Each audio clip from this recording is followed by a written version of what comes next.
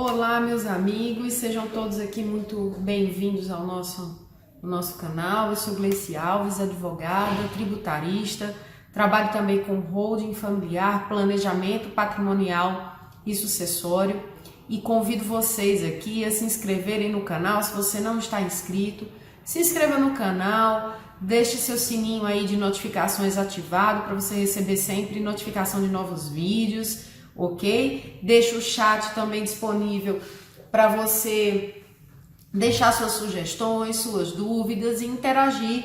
Esse canal, em que pese seja um canal, mas ele é uma via de mão dupla, né? Eu sempre procuro responder aos comentários e fazer novos vídeos sempre das dúvidas quando elas realmente necessitam uma atenção maior ou muitas vezes são tão criativas e tão boas que de fato ensejam a gravação de um vídeo. Então vocês são aí a minha principal mola propulsora de crescimento desse canal. Então muito obrigada a todos vocês que interagem e se você gostou ou ficou alguma dúvida, deixe seu comentário aqui abaixo que nós vamos aí fazer o crescimento dessa interação sempre proveitosa para ambas as partes, ok?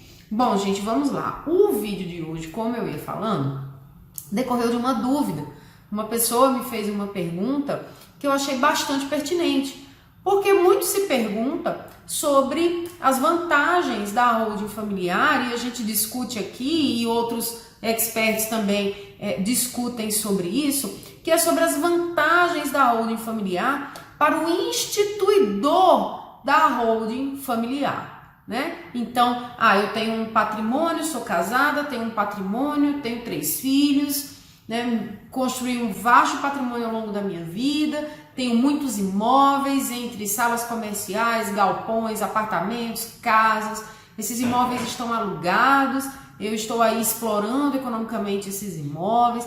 Como é que eu posso fazer aí para montar uma estrutura para dar mais eficiência para o meu patrimônio? Então, os motivos para que esse instituidor, ele de fato constitua uma holding já são bem conhecidos e bem trabalhados, né?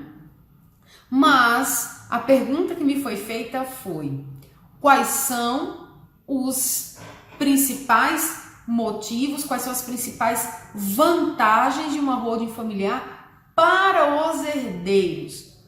Em outras palavras, o que é que os herdeiros ganham com isto? O que é que os herdeiros ganham com uma holding?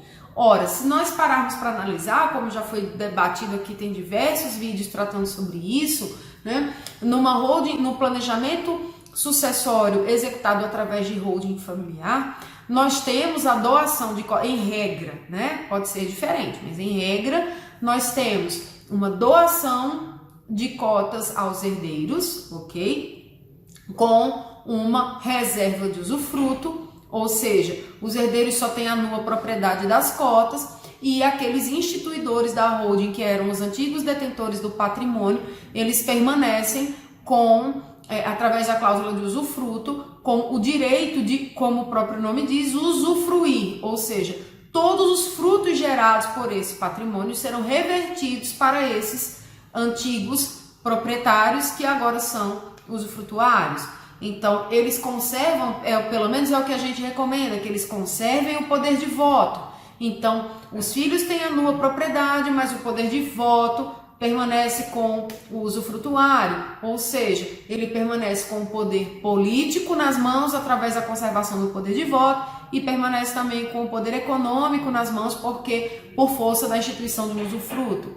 Nós temos que é possível fazer essa doação de forma qualificada. Quando nós instituímos uma cláusula de inalienabilidade desses bens, de impenhorabilidade, que aí no caso ela já presume a impenhorabilidade e a incomunicabilidade. Então, ou seja, esse bem não pode ser penhorado por dívida do donatário, ok? Essas cotas não podem ser penhoradas por dívida do donatário, ele não pode vender as cotas, ok? E ela também não se comunica, é uma doação personalíssima, não se comunicará com o patrimônio do cônjuge desse donatário, independentemente do regime de bens. As doações personalíssimas gravadas com cláusula de incomunicabilidade não se comunicam com o patrimônio do donatário, ainda que casado no regime de comunhão universal, ok? Então você para pensar e da ótica do herdeiro, da ótica do donatário, você diz assim, isso não me serve para nada, é indiferente para mim. Eu tô lá figurando como sócio de uma holding, mas eu não posso votar, eu não tenho voz de comando porque o poder político ficou com meu pai e com a minha mãe. Eu não tenho o direito de gozar desse patrimônio porque eles detêm a posse e o usufruto sobre esses bens.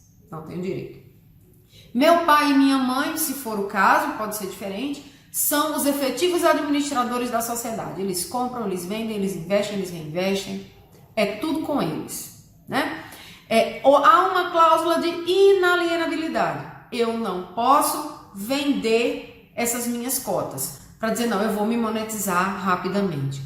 Essas cotas também não se comunicam com o patrimônio do meu cônjuge. Então, é algo que está comigo, mas não está comigo porque eu sou no proprietário, mas na prática eu não usufruo de nada, eu não apito em nada, eu não determino nada. Isso eu estou falando de forma genérica, tá, gente? Então, assim, o herdeiro, ele vai olhar e vai dizer, olha, isso é indiferente para mim. Então, eu trouxe aqui 4 principais vantagens para os herdeiros, ok? Desse planejamento patrimonial, desse planejamento sucessório organizado e executado através de uma holding familiar, ok? Vamos lá.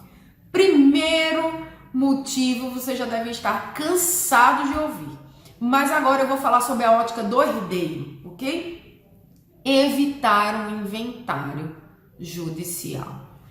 E até mesmo o extrajudicial, eu vou falar um pouco sobre o extra, ok? Gente, evitar um inventário. Se fosse só por si só, evitar um inventário, se fosse esse o único motivo para a constituição de uma holding, valeria a pena. E como valeria a pena, né? Porque, gente, eu também sou advogada de inventário. Eu tenho inventários hoje ajuizados e tramitando aqui no meu escritório, tá certo? Assim como já tive outros finalizados. E, gente, o inventário, ele é extremamente caro.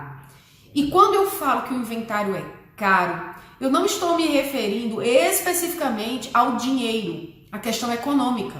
Isso também é muito alto. Eu quero gravar um vídeo aqui trazendo efetivamente os custos de um inventário judicial. Eu sei que varia de estado para estado, né, por conta da tabela de custas e tal, custas cartoriais, mas eu quero trazer aqui, não vai variar tão significativamente, eu quero trazer aqui num vídeo.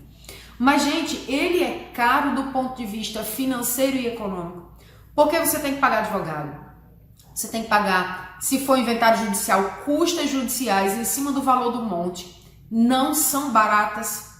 Você tem que pagar registro posteriormente, registro do formal de partilha, depois novas escrituras públicas de acordo que serão lavradas de acordo com o formal, outro custo, o custo com os honorários do advogado, se houver litígio nesse inventário, muitas vezes há necessidade de fixação de perícia para avaliação de bens, e aí honorários de perito, muitas vezes nomeação de assistente técnico. Então, gente, ainda mais quando o acervo patrimonial ele é muito grande, tá certo? Então, isso ainda assim traz um custo muito significativo para o advogado que trabalha, para a parte que realmente tem que fazer um inventário, porque quando uma pessoa falece, que tem um patrimônio elevado, né? E que ela não, aliás, qualquer patrimônio, né? Mas quando o patrimônio é elevado, a situação fica mais delicada por conta de custos, né? Então, que ela tem um patrimônio elevado, não tem outra forma de fazer a transmissão desses bens aos herdeiros que não seja um inventário, tá certo?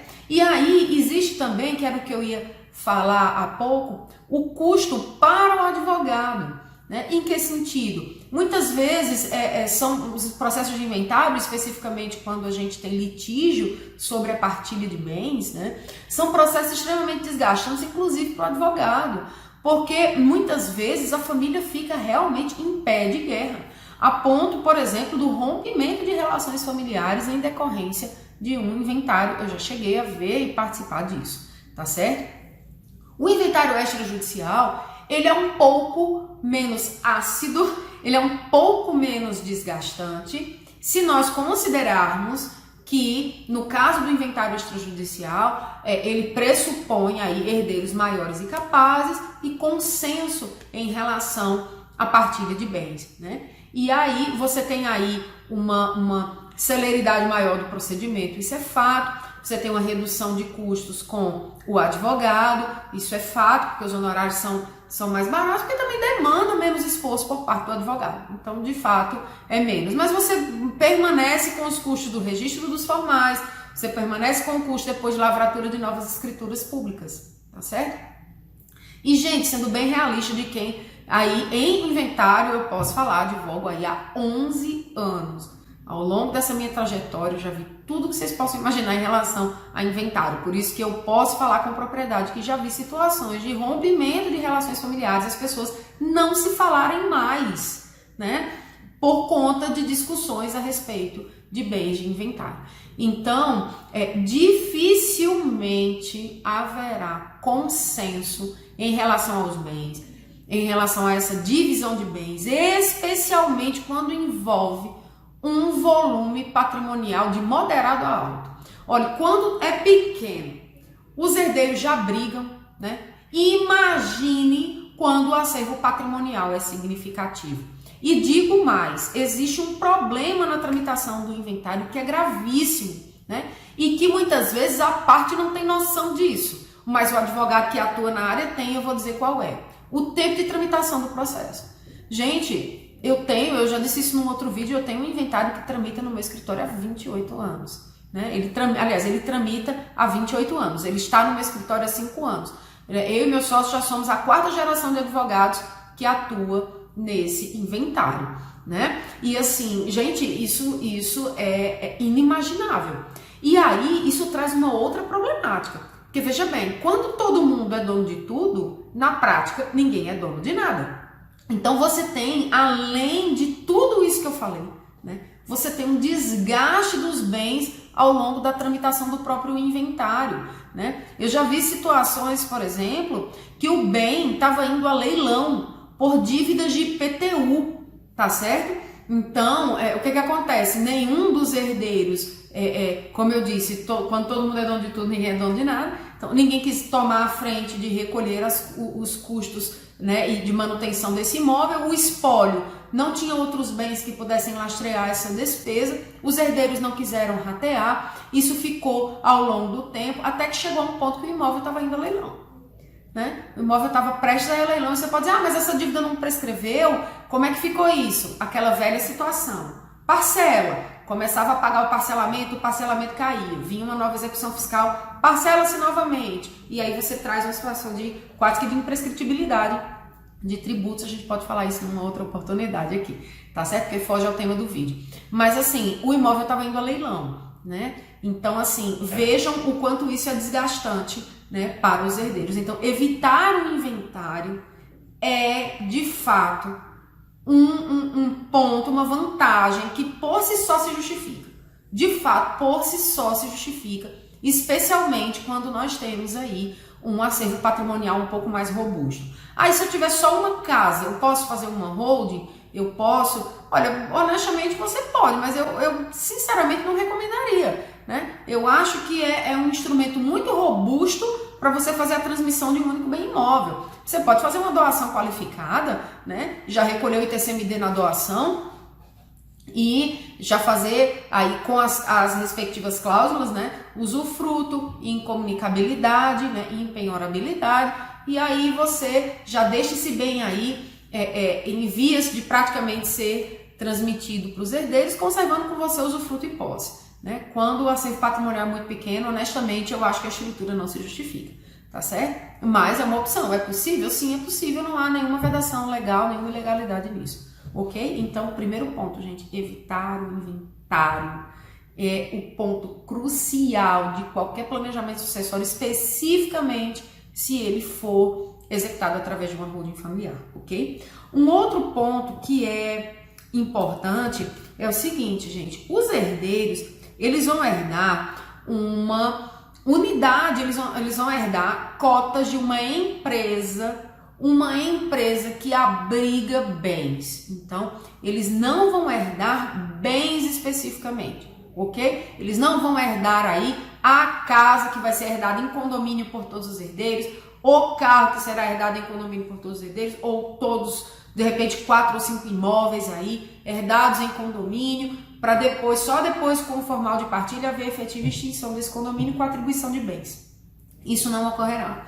E isso terá implicação aí nos outros 2 motivos que eu vou tratar logo mais. Então, esses herdeiros, eles vão passar, na verdade, eles, com a execução da doação de cotas, eles passam então a ser sócios de uma sociedade que abriga todos aqueles bens, ok? Em que pese hajam essas restrições que eu acabei de citar, o usufruto, a detenção do poder de voto para os instituidores, o que é natural, já que eles são os proprietários, já que eles são os legítimos proprietários antes, né, da Constituição da Rússia, eram os legítimos proprietários do bem, e eles não querem fazer a transmissão imediata, nada mais natural que eles conservem o poder econômico e o poder político, né? Mas o que é fato? Esses herdeiros, eles se tornam sócios de uma unidade patrimonial que já vai ser transferida em vida. Então, com o falecimento dos pais, haverá aí a extinção do usufruto, ok? Eles terão, se já não for nomeado um outro, eles terão que nomear um novo administrador, e nós temos ali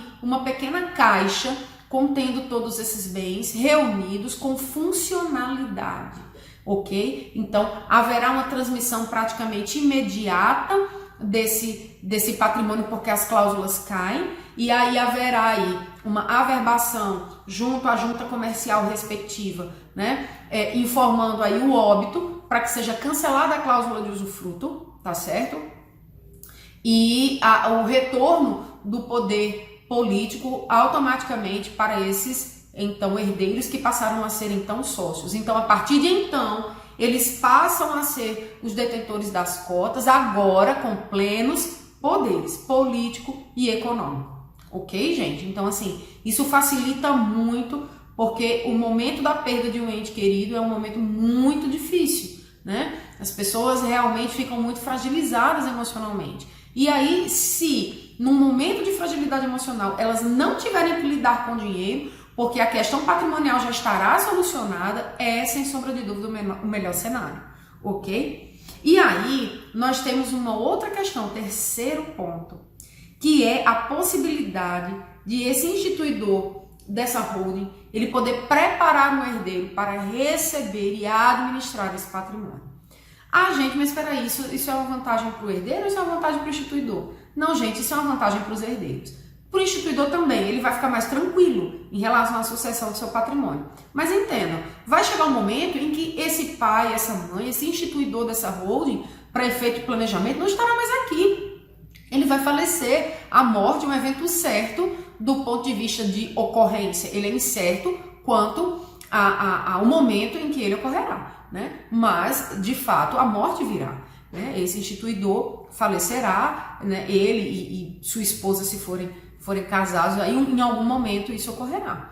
E aí, gente, é aquela situação, né? Bom, eles já fizeram tudo o que podiam. Conseguiram construir um patrimônio, organizar uma transferência desse patrimônio. Obviamente que há um desejo, né, que se estende após a morte, de que esse patrimônio seja replicado, que esse patrimônio seja administrado, né? Não há aí a possibilidade de um controle post-mortem, né, em relação a esse patrimônio, obviamente, né? E por que isso seria uma vantagem para os herdeiros? Porque são os herdeiros que ficam.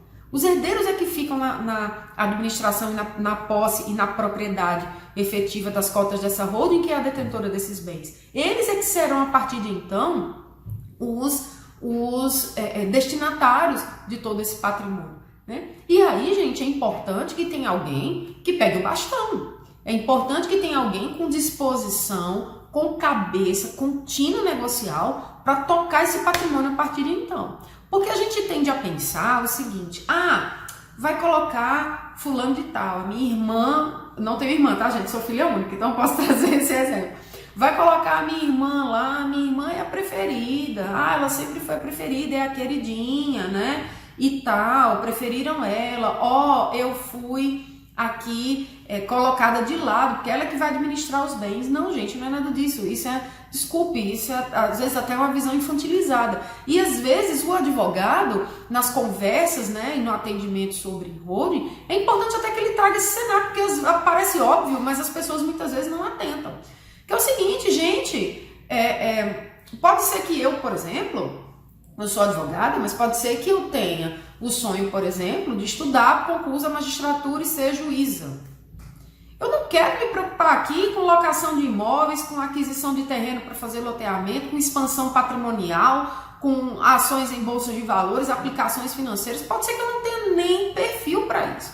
O meu desejo, a minha realização profissional esteja em outro lugar. Eu posso dizer assim, olha, não, eu quero ser médica e eu quero ser uma grande cirurgiã lá do Sírio-Libanês, um exemplo.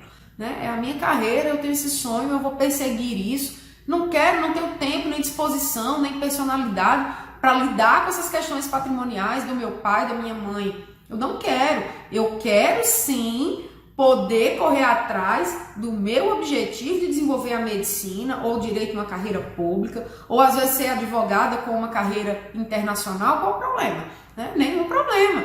Mas aí não dá para eu me dividir com duas vertentes tão complexas, né? Enquanto que às vezes pode ser que eu tenha uma irmã ali que, pelo contrário, ela sempre se interessou, ela gosta, é aquela pessoa que corre atrás, ela foi preparada para isso, ela foi trazida para isso, sempre esteve perto dos instituidores daquele patrimônio, entende, sabe onde estão os bens, sabe como rentabilizar isso. Então, qual o problema de ela ficar à frente e eu ficar aqui, nós termos uma excelente relação e conseguirmos aí gerenciar esse patrimônio? É até mais cômodo para mim, porque eu só vou me preocupar com o recebimento de lucros e dividendos da exploração daquele patrimônio, por exemplo. Eu não vou precisar me preocupar, estou aqui estudando, fazendo uma residência, se meu caminho for a medicina, estudando para um concurso, uma carreira pública, se meu desejo for esse, sem ter que me preocupar com essa gestão patrimonial. Então, é importante que os herdeiros olhem também para esse ponto. Às vezes você quer gerenciar uma coisa que não cabe a você, né? Por quê? Porque você não tem perfil, porque você não tem aptidão para aquilo, porque você nem quer aquilo, na verdade, né? Às vezes é muito mais uma disputa de egos do que efetivamente pensar na monetização e na expansão desse patrimônio. Então, é uma vantagem, porque é possível organizar esta transmissão de patrimônio, é possível trazer o herdeiro para junto de si, um dos herdeiros para junto de si. Eu vou gravar um vídeo aqui, a diferença entre herdeiro e sucessor, né? Tá bem relacionado a isso. É possível trazer alguém para junto e dizer, olha, quem vai tocar isso aqui a partir de agora é você, e os irmãos conseguirem aí se chegar e irem formulando um consenso quanto à expansão desse patrimônio que posteriormente será tocado por um dos herdeiros, ok, gente? Então, sem sombra de dúvida, essa vantagem para o herdeiro. Não é uma vantagem, porque, volto a dizer, depois do falecimento, esse instituidor não estará mais aqui. E são os herdeiros que vão ter que lidar com a monetização e a expansão desse patrimônio, ok? E por fim, gente, que está muito atrelado a tudo isso que eu coloquei, é a perpetuidade do patrimônio com a possibilidade de escala e crescimento. Por que isso? Imagine aqui a seguinte situação, certo? De forma hipotética. Imagine que você tem um casal, esse casal tem 3 filhos, ok? 3 filhos. Esse casal, ao longo da vida, constituiu um patrimônio e eles adquiriram aí 6 imóveis idênticos, tá certo? 6 apartamentos, um exemplo, 6 apartamentos. Esse casal faleceu, foi feito um inventário, transmissão dos bens aos herdeiros. Estou fazendo de forma bem, pra vocês entenderem aí a lógica do porquê que isso é uma vantagem. E cada um recebeu 2 apartamentos, tá certo? 2 apartamentos apenas. Então, cada apartamento rentabiliza aí aluguéis em torno de R$ 1.500, cada um tem uma renda extra aí de R$ 3.000 ao mês, né? O que dá aí R$ 36.000 ao ano, para fazer frente aí às suas despesas, a um objetivo pessoal. Gente, qual é a questão aqui? Essa pessoa que recebeu 2 apartamentos, gente, talvez ela nem queira alugar esses apartamentos, ela vende, aí de repente faz um investimento mal sucedido, perde esse patrimônio, ou ela pegou esse dinheiro, ela vai fazer uma aplicação financeira, aí tá lá ela todo mês, sei lá, R$2.000. Elas, não, dos 3.500 eu vou tirar 1.000 para mim, fazer frente a uma despesa aqui corriqueira, vou pegar 2.000, vou fazer uma aplicaçãozinha ali, né?